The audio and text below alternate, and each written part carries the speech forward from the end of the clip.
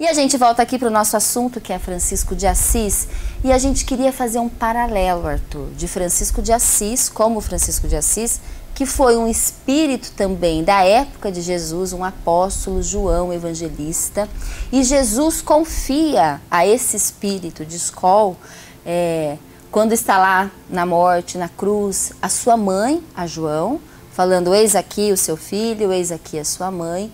E também no momento que a Igreja Católica, que o cristianismo passava por uma questão problemática de fato, saía, né, da visão cristã, internamente do amor, da humildade, da caridade, estava mais focado, já saiu das cruzadas, passando pela Inquisição. Jesus pede a esse espírito que volte e que traga de volta o amor para o cristianismo.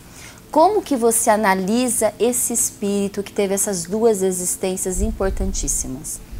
É muito importante a gente pensar nessa contextualização acerca das vidas desse espírito e das responsabilidades a ele atribuídas por Jesus. Primeiro, nós vamos notar que, como João Evangelista, ele era talvez um dos mais novos dos apóstolos, talvez o mais novo, porque também é aquele que mais tempo viveu. Dos apóstolos, o único que não morreu martirizado. Viveu até praticamente o final do primeiro século. Era conhecido na sua juventude, juntamente com seu irmão, Tiago Maior, ambos filhos de Zebedeu. Era conhecido como filho do trovão, assim como seu irmão, por causa daquele ímpeto, né, da juventude, que foi aos poucos sendo, digamos assim, contido, aos poucos foi sendo domado pelo amor de Jesus. E aí ele foi logo revelando, a gente vê isso também no próprio desenvolvimento dele, que podemos acompanhar por meio do livro Paulo Estevão, por exemplo, alguns capítulos do livro Boa Nova, né, de Humberto de Campos. A gente consegue ver um pouco da trajetória desse espírito, também pelas epístolas, pelas cartas que ele deixou registradas e pelo seu evangelho, assim como pelo livro de Apocalipse que lhe coube escrever. Então a gente nota que foi um espírito que recebeu muitas incumbências nessa primeira estada, naquele momento tão importante de consolidação do cristianismo, quando a maioria ou todos os demais apóstolos já haviam partido ali, ele estava e serviu como uma espécie de esteio, de coluna mesmo, daquele movimento nascente. A importância dos registros que ele deixou, o seu evangelho, em comparação com os demais, com os outros três, é bastante singular. Temos uma série de passagens que só se encontram no evangelho de João, alguns aspectos muito belos e mais transcendentes acerca da missão de Jesus. O livro de Apocalipse, que ele escreve já mais ao final da vida, como uma espécie de prenúncio, né, de predição acerca dos caminhos futuros da humanidade. Então, imensas responsabilidades. Além, é claro, da já citada responsabilidade de ser o cuidador, né, de Maria Santíssima, ele que também esteve muito vinculado à igreja de Éfeso, que foi uma das mais importantes naquele momento. Então, nós vemos que desde aquele tempo já um espírito que, embora impetuoso na juventude, foi sendo domado pelo Cristo e desenvolveu um profundo amor por Jesus, a tal ponto que a maioria dos estudiosos vão identificar aquele discípulo nomeado como discípulo amado no Evangelho como sendo ele, né, que tinha uma sintonia, uma amorosidade ali muito profunda com Jesus. Assim como Pedro também tinha, né? Mas dizem que João era mais amoroso. Exato. Tinha um cuidado, uma delicadeza talvez maior, não sei. Talvez até pela conexão que a gente faça depois já com a próxima encarnação na condição de Francisco de Assis, talvez a gente projete um pouco dessas características lá em João, porque também não temos muitas informações, pelo menos nos evangelhos propriamente, acerca da figura de João. Temos algumas tradições cristãs, a doutrina espírita nos traz mais algumas informações, mas o que fica claro para nós é que é um espírito em quem o Senhor confiava bastante, tal as responsabilidades que a ele atribuiu.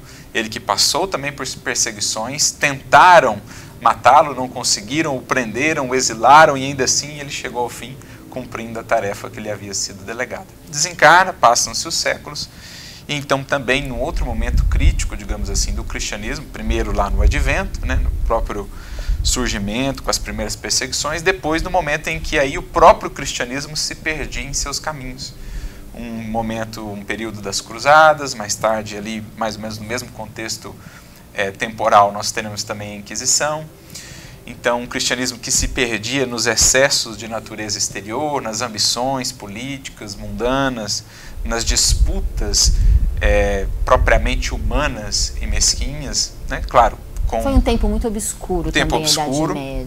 Com louváveis exceções sempre, em todos os tempos do cristianismo nós tivemos louváveis exceções, mas era um tempo que pedia, então, reforma, que pedia uma lembrança do que era o Evangelho em sua essência e em sua origem. E aí nós vemos, então, a figura de Francisco de Assis, que tem também uma juventude conturbada, inicialmente voltado ali para a boemia, para as questões de natureza mais material, mas então ele começa a passar por esse senso interior, as questões, os questionamentos que você trouxe, e que são muito interessantes, aliás, porque Humberto de Campos diz-nos, num texto a respeito do Natal, que não por acaso Jesus nasceu num período de recenseamento, né? Os pais dele vieram para fazer o censo.